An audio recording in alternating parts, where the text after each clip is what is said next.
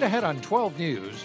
There's a lot of things that they're offering that we don't have. How plans for a grocery store in New Hope could impact the city. Then, quick action on heat help as the legislature convenes. But first, a strong turnout on a Wayzata school bond as the district tries to keep up with growth. There's a lot of kids in this district. It's desired. 12 News starts right now.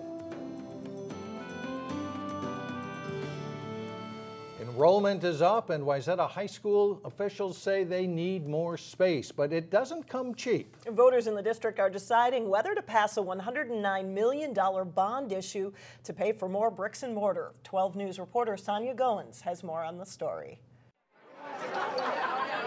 There's a lot of kids in this district. It's desired. So I do believe that we should accommodate that by helping them out. Wayzata High School is the largest high school in the state, and it's bursting at the seams.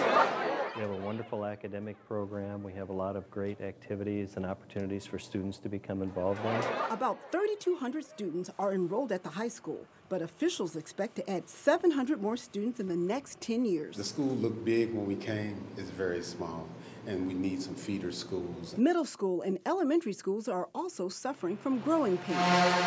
To accommodate the surplus of students, the district built additions at 3 elementary schools, and they closed open enrollment. But district officials say that's not enough, so they want to add on to the high school and build another elementary school. Now, the new addition would go here on the east side of the school. It would be a 4-story building and would include 25 classrooms. There would be 4 additional physical education spaces, of which 2 of those would likely be more traditional gymnasium type spaces. The other 2 would be more of a multi-purpose space that could be used for a variety of activities. The bond referendum is a hot issue. We saw a steady stream of voters coming and going. Some say they don't mind spending the extra money for the improvement. My children all went to Wayzata High School, and I was pleased with the count there.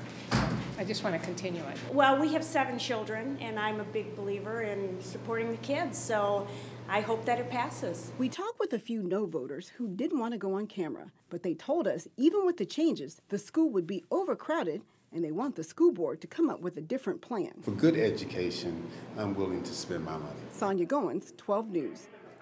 If the referendum passes, construction would start immediately and would be finished by 2016.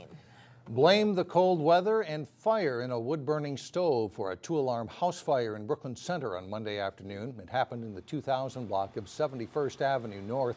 Fire Chief Lee Gatlin says ductwork from a wood-burning stove in the family room caught paneling on fire. From there, the fire spread to the attic and the roof. And Gatlin says the ductwork may have needed cleaning or possibly had a gap where it went into the wall of the home. 2 people inside got out safely, but damage to the home is estimated at $150,000.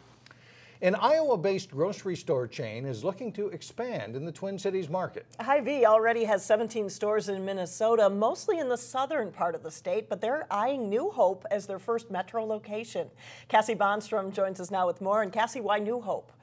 Well, Alex, the city hasn't had a grocery store within its city limits in years. And while the plan isn't perfect yet, the city thinks that with a few tweaks, this one-stop shop concept could be everything the growing community has been looking for. Right now, the old Kmart site on Xylon Avenue in New Hope sits empty, but the Iowa-based grocer Hy-Vee has high hopes that it could soon be home to a 90,000 square foot grocery and convenience store. You know, we're really excited about this opportunity as well. On Monday night, city councilors listened as representatives from Hy-Vee presented their plan. We're fulfilling a need that we don't think is being met today. The concept design includes not just the usual food departments, but also a dietitian on staff, a coffee shop and lounge, a liquor store, and an eating area. A restaurant component, a market grill inside of the grocery store itself, sit-down seating, hosts, full-serve restaurants, really what it is. Hy-Vee says they differ from other grocery chains because their stores have low prices, but an upscale feel. And because Hy-Vee is privately owned, employees at each store share in the profits and have more at stake. If you share the profits with your employees, they take ownership, and we think that gives us a definite advantage on the customer service side. Mayor Kathy Hemken calls the overall concept, quote, fabulous. There's a lot of things that they're offering that we don't have. It not only would bring 400 to 600 jobs to the area, according to Hy-Vee, but it combines everything the city wants for that space. We have heard from the citizens for 10 years that they wanted a grocery store. And this is so much more than a grocery store. Well, if all goes as planned, this store could become a reality very quickly. Mayor Hemkin says the city will soon hold an open house to get feedback from the public. And if that goes well, then they hope to start construction by the end of the summer. Mike, the city is clearly very eager to move forward on this idea. All right, thank you very much, Cassie. Now, at least 26 people have gotten sick from a Salmonella outbreak at the Old Country Buffet in Maple Grove. Those affected ate at the restaurant in late January. Salmonella can cause a fever, severe diarrhea, and abdominal cramps. At least one of the infected was hospitalized.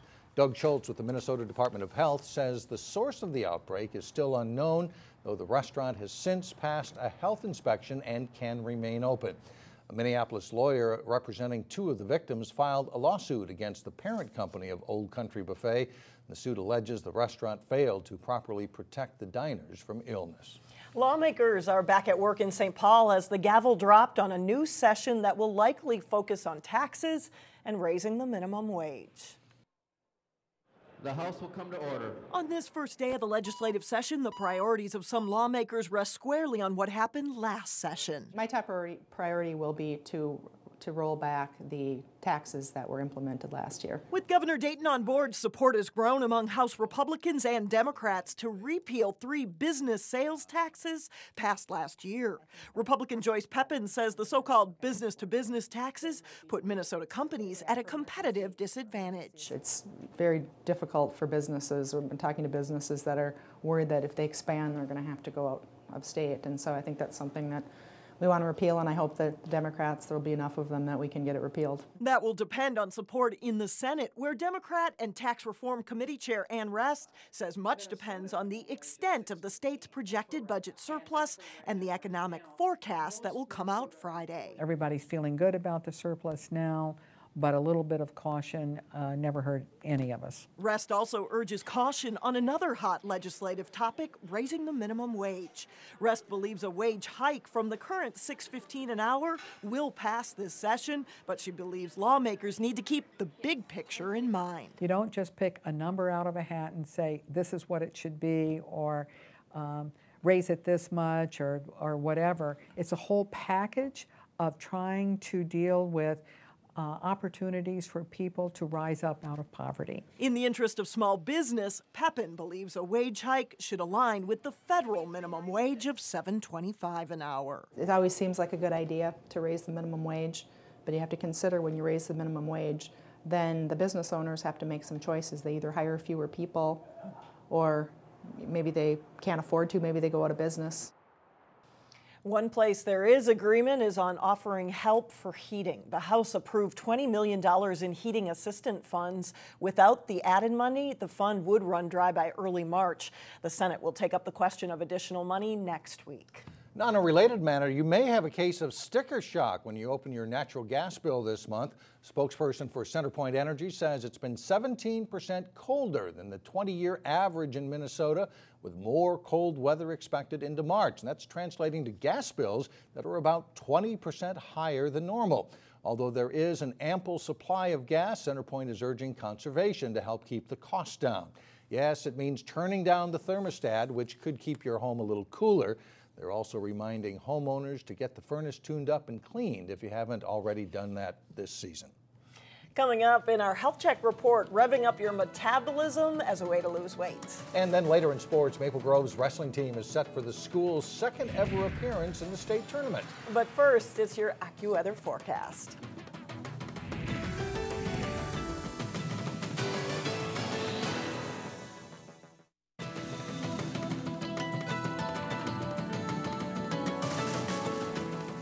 A high metabolism can act as an important tool in your quest to lose weight. Dietitians say one way to rev up your metabolism is by incorporating more protein into your diet.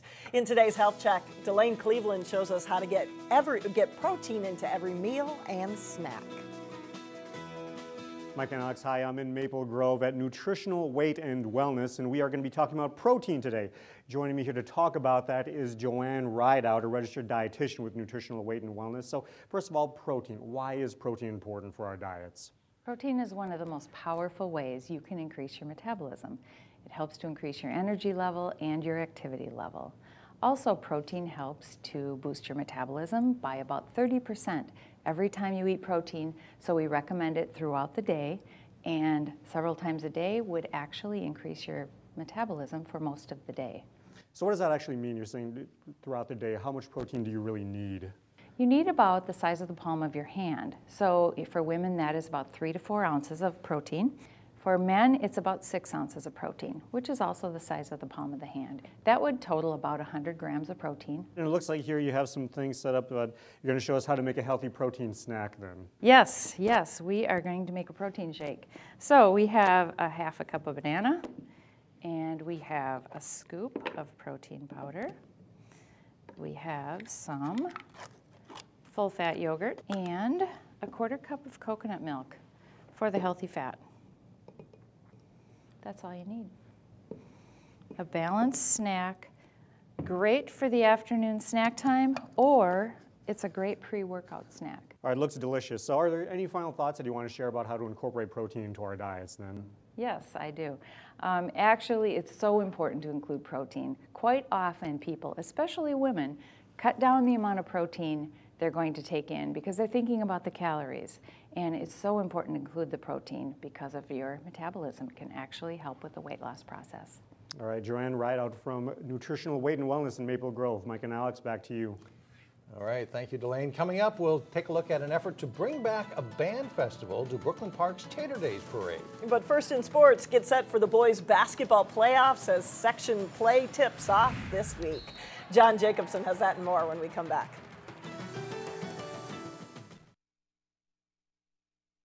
Wrestling always looks, to me at least, like one of the toughest sports. They just get twisted. Yeah, they just get twisted in every direction. But Maple Grove, pretty good this year, going on to the state tournament. Excited to get out of their section, and yeah, anytime you can get to a state tournament, any sport, always a big deal. And for the second time in school history, Maple Grove is in the team portion of the state wrestling tournament. The Crimson captured the Section 5-3A team title February 15th. The Crimson is tuning up for the tourney, which starts Thursday with team competition. In addition to the team, 5 Crimson wrestlers are in the individual tournament Friday and Saturday. After a slow start to the season, the guys are excited to be in the state tournament. It's pretty exciting. Something we work hard for all year, all throughout the off season. It's pretty fun to watch it all come together.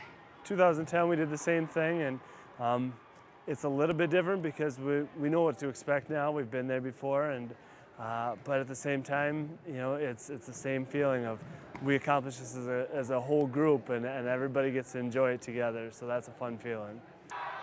The good news is they are in the tournament. The bad news, unseeded Maple Grove faces top seed and national power Apple Valley in the first round. Kind of nervous, but just give it everything we got first round and see how it works. They're one of the best teams in the nation, and we've got absolutely nothing to lose with those guys. So it's a good way to get our feet wet, I guess, and just experience the state tournament, and hopefully we can put in a good showing down there against those guys, and then you know, whatever happens in the second round, we can hopefully pull out a W. We'll see. Maple Grove and Apple Valley meet at 9 a.m. Thursday at the XL Center, with the next round at 11 o'clock. We'll hear from the Totino Grace Eagles, who are in the Class AA field Wednesday, starting at 4 here on 12 News. The Section Boys basketball playoffs tip off tonight in some of the Class A and AA brackets. Most of the section tournaments, though, don't begin until Thursday. Champlin Park is the #1 seed in Section 5-4A, which includes 6 local teams. Osseo is the #2 seed with Maple Grove 3rd and defending section champion Park Center 4th. Cooper is 6th and Wayzata 7th. The quarterfinals are Thursday at home sites. Champlin Park hosts Irondale. Park Center is at home against Centennial. Cooper is at Maple Grove, and Wayzata goes to Osseo. The semifinals and finals are next Tuesday and Friday at Rogers High School. Hopkins is the top seed in Section 6-4A ahead of Eden Prairie, Minnetonka, and Armstrong. In quarterfinal play Thursday, Hopkins hosts St. Louis Park, and Armstrong is at home against Edina. The semifinals are Saturday in Chaska. Among the other local schools, Maranatha Christian Academy is the top seed in Section 4A. Totino Grace and Benilde St. Margaret's are #2 seeds in their respective Class 3A sections. And Providence Academy plays at Brooklyn Center in a first-round Section 5 AA game. Wayzata capped off a very good season in gymnastics with a third-place finish at state last Friday. We profiled Trojan senior captain Hannah Roth for this week's Sports Jam show on Channel 12. Here's a clip from that story. All-arounder Roth was a solid performer for the Trojans for 4 seasons. After competing for North Shore Gymnastics for 10 years, she switched to Wayzata's varsity in 9th grade. It was more of a time commitment, and it was just getting to the point where it was almost too hard on my body, where I guess high school you still have that, but there's a lot more free time, and even just putting the hours in the gym, like, it still pays off. Hannah has stayed relatively healthy throughout her high school career, helping showcase her skills at the section and state level. You can watch the rest of that story and much more this week on Sports Jam. It's on through Wednesday evening here on Channel 12 and on our website, 12.tv. Had a great finish at state, finished 6th in the AA all-round individual tournament on Saturday. All right, thanks a lot, John.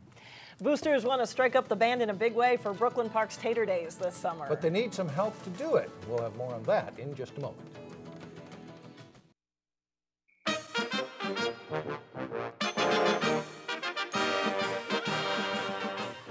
Band boosters want to bring back a band competition to Brooklyn Park's Tater Daze event. And they're asking for your help to make it happen.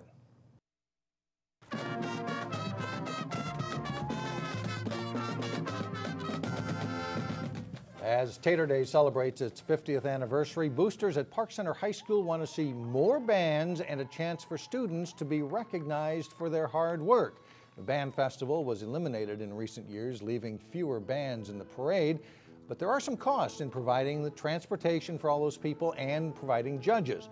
Organizers want to raise $7,500 through Kickstarter, and they have to do it fast in order to get invitations out to bands by the end of next month. If you would like to help, you can go to Kickstarter.com and search for the Tater Daze Marching Band Festival. They have to get those invitations out so bands can make their plans for the summer. And just looking at that video, didn't that look nice? Oh, it looks so nice. Warmer weather. You always wait for the bands. You always, when you're watching a parade, you wait for those marching bands to come. It is the best thing in the parade, except maybe the clowns. I don't know. Depends on who you ask. That's it for now. Thanks for joining us, everybody. Community Corner is coming up next.